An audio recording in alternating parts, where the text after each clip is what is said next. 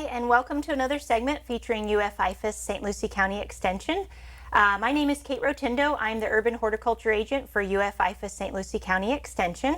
And I have a guest with me today, Dr. Sandra Guzman, that I'm really happy that you joined us. Thank you. It's always really fun when we get to talk to each other and chat a little bit about some of the work that you do and some of the collaboration that the Research Center and the St. Lucie County Extension Office do together.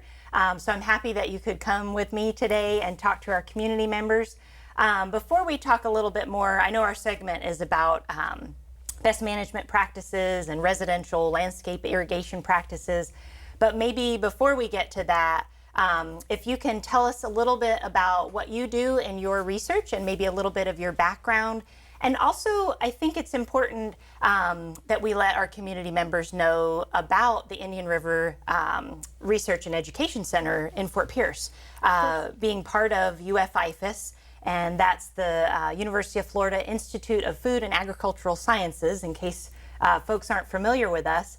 We're kind of a joint effort here in St. Lucie County, and we're very lucky to have research scientists like yourself that provide extension with that research so that we can bring that out to the community, whether it's with growers or with homeowners in St. Lucie County. So maybe just give us a little bit about what you do and a little bit of background with the Research Center. Yeah, sure. So first of all, thank you for having me here. I'm very happy to be talking about irrigation, water management. That is my passion. That is what I do for life, and I have been doing for more than 10 years already. Wow. I am an ag engineer, agricultural engineer, undergrad in ag engineering, master's ag engineering, and PhD in biological engineering. Wow. Before I came here to University of Florida, I was doing a postdoc in the Water Resources Center in Auburn. So I have been in the south most of my life here. Yeah.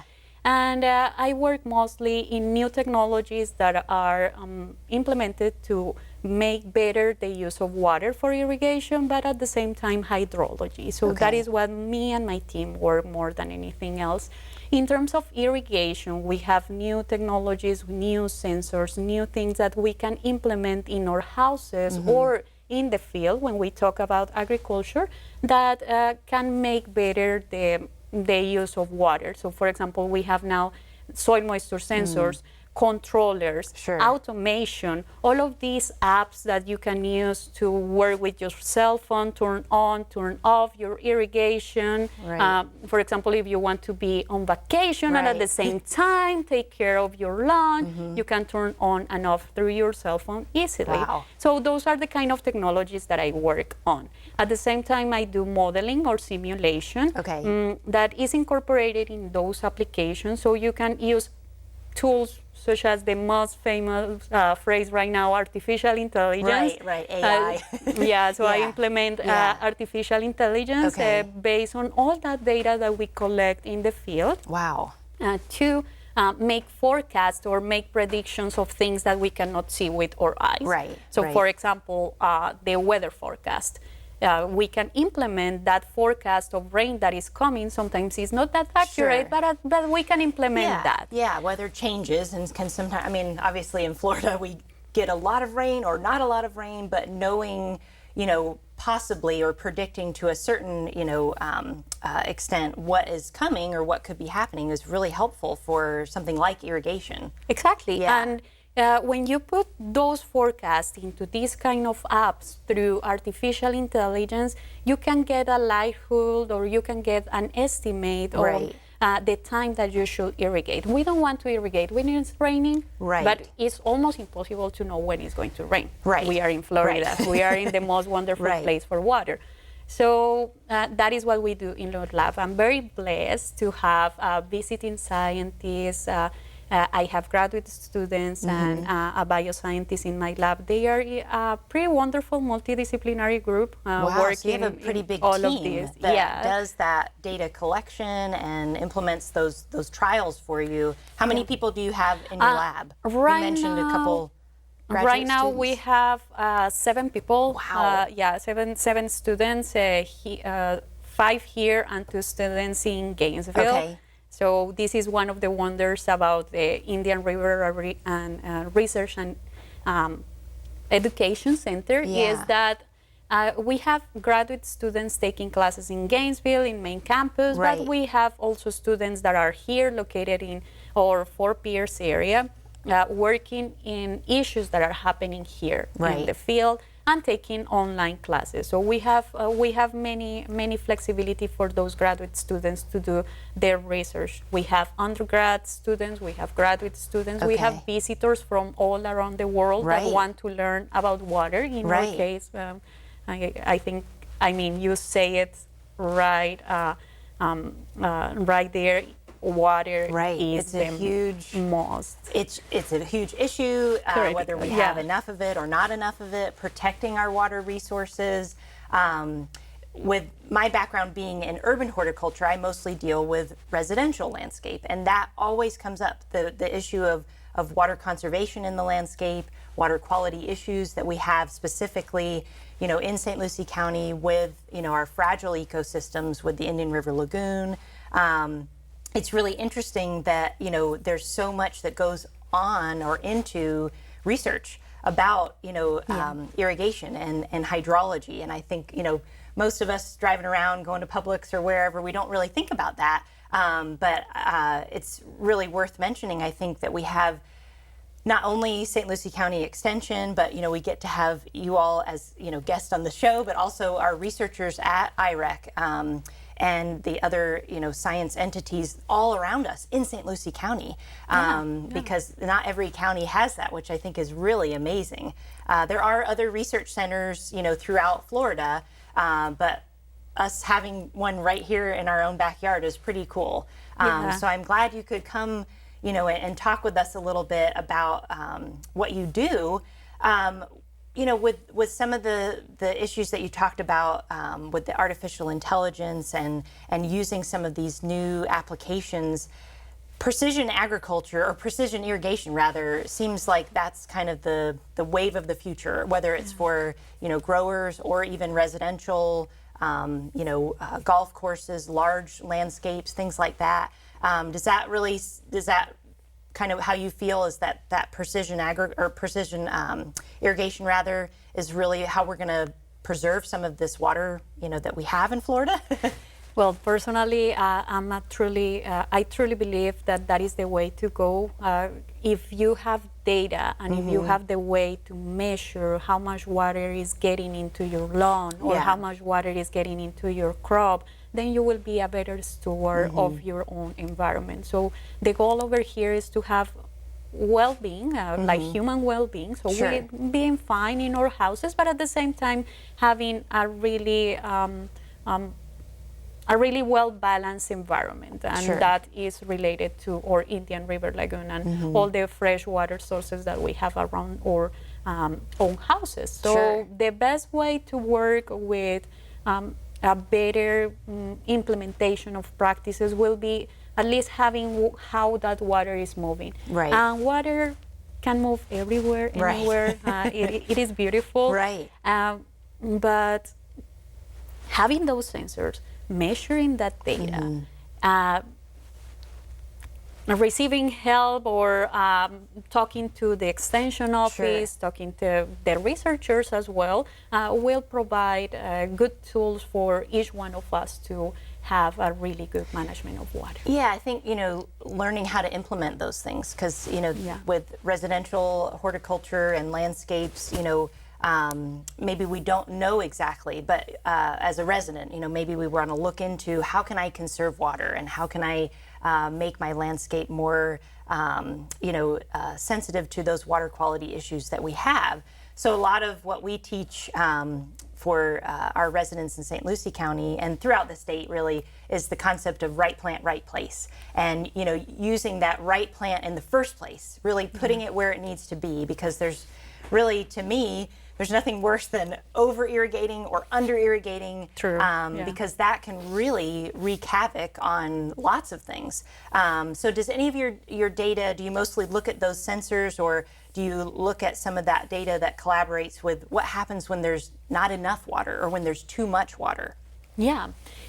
So that is a great question, actually, and there are many effects of putting a lot of water in our lawn or putting not much water. So, for example, if we put a lot of water and then we have nutrients on it, we will have runoff and we will have leaching, and that will move right away into the river lagoon. You may say, okay, it's not that much, it's just an event, it's just one thing, but the accumulation of all houses, plus the ag, plus the tourism, plus all the players that that are around or Indian River Lagoon will make a big impact, and it will be a negative impact into our ecosystem, into our estuaries, into our lagoon ecosystem. So much water will first be somehow bad for the lagoon, but at the same time it will not be as good for your budget, let's say it in that way. So you will invest a lot of money just irrigating canals and not putting the nutrients or the water into the root system. So that will affect a lot your budget as well. I mean, it is it's an economic issue as well when we spend money on our water bills and electric and running those pumps, and when there's a waste of water, we kind of joke about it, but I always, when I teach classes, we see irrigation, that runs out into the street, or it's irrigating the sidewalk. And I think I've never seen concrete grow. Like it's not going to do it.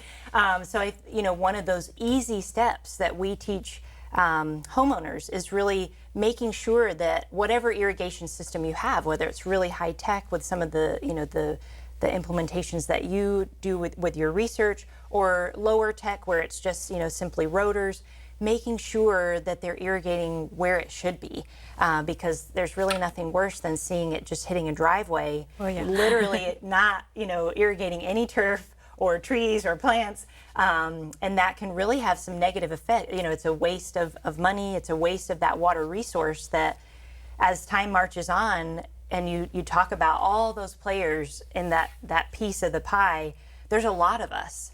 And if we have a lot of waste, that really puts a lot of pressure on that water resource that we have. So anything that we can do to protect that, simple things, even turning, even though it's not an irrigation event, but turning those downspouts of gutters away from the driveway and into the lawn, where you're actually using that water now instead of it running straight to the storm drain. So, we've talked a little bit before about some of the irrigation pitfalls that are common that people, maybe do in their landscape. And I think part of it is becoming smarter with our whatever system we have. Instead of that just set it and forget it, like you said, going on vacation, we need to be smart about how we are irrigating, because that really can have a big effect. And you mentioned the over irrigation, the under irrigation, and talking a little bit about your research and the best times to irrigate. I know that's a general question, but that information that you do, or the data that you compile, helps us in Extension to really let people know what are those recommendations. Yeah, so in terms of when or what time of the day to irrigate, I would recommend to irrigate early in the morning, as early as you can. You don't have a lot of wind around, so if you have a sprinkler system of the heads, basically wind will affect and will move the water, because we have very strong winds here. It depends of the season or the time of the year, but at the same time, having and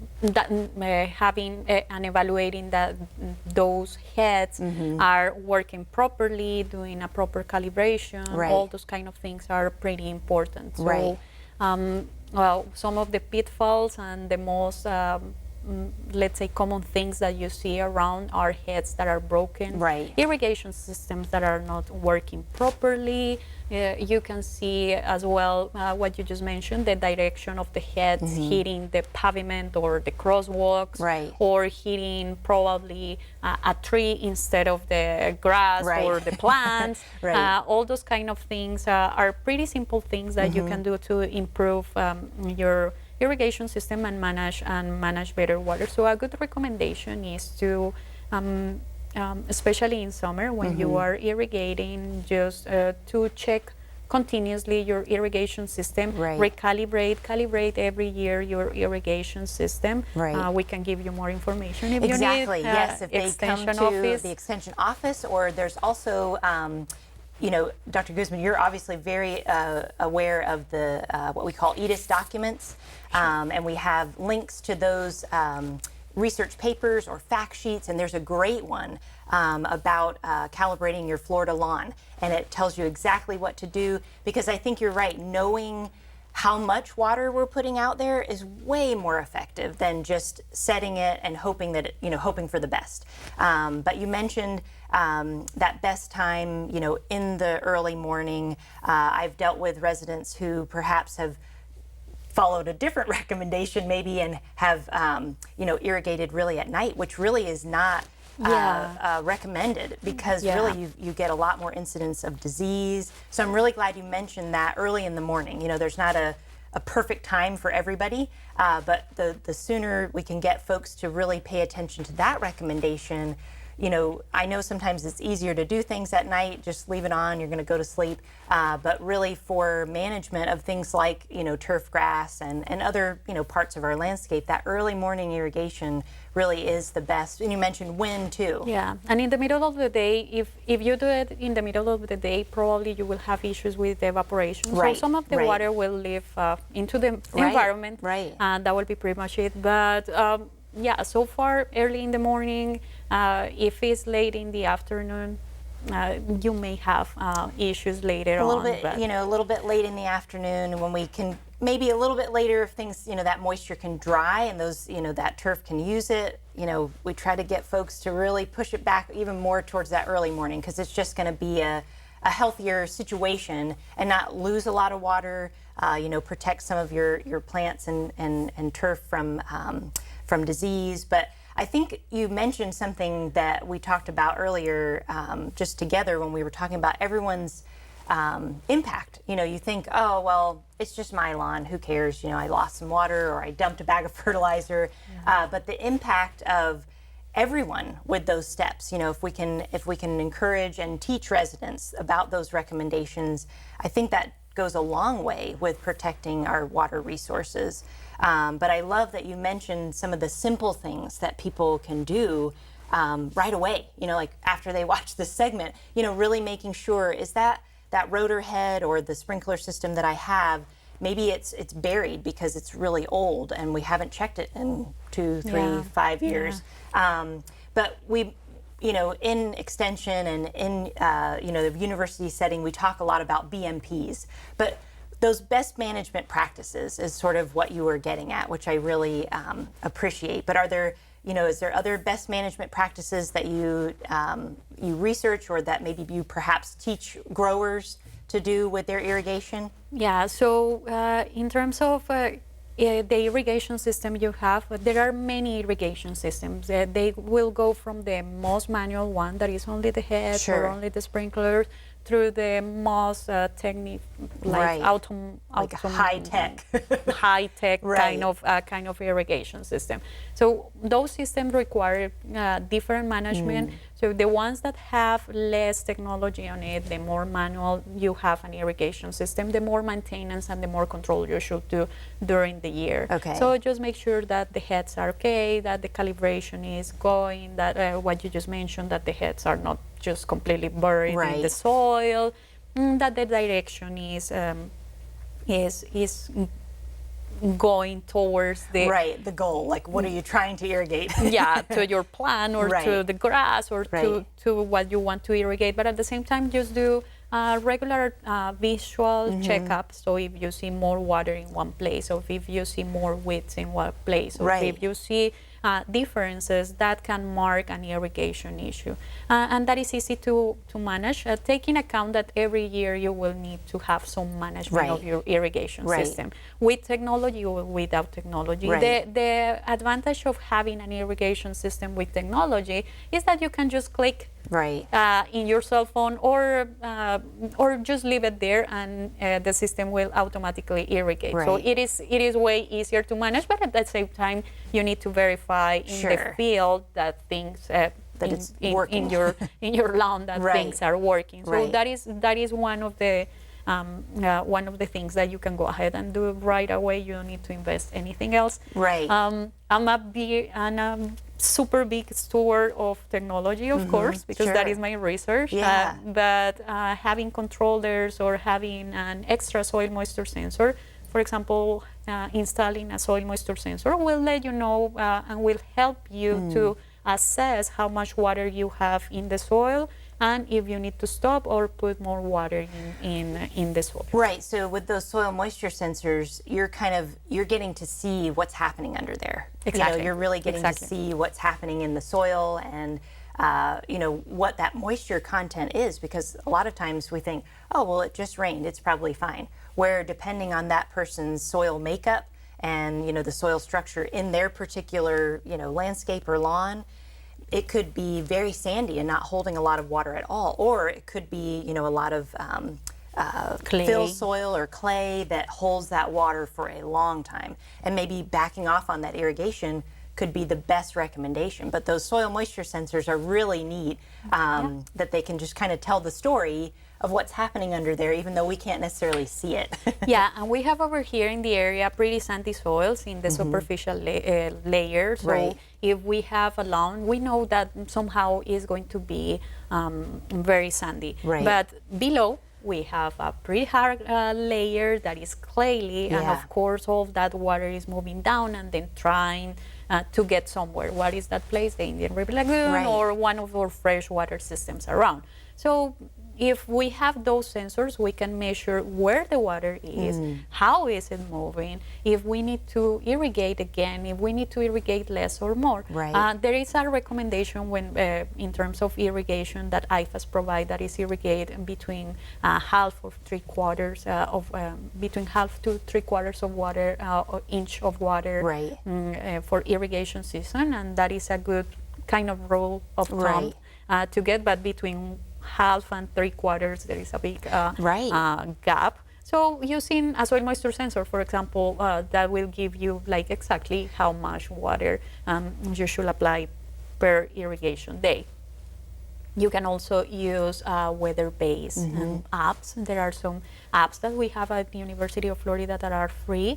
And there is one app for turf grass, actually, that you can install in your cell phone and use work with it, try to evaluate how is the weather every day, and irrigate based on the weather. So that's pretty cool. So it's a pretty easy, simple, cheap, for free kind of option that we are providing as University of Florida. So I encourage you to go. Hopefully people will use that.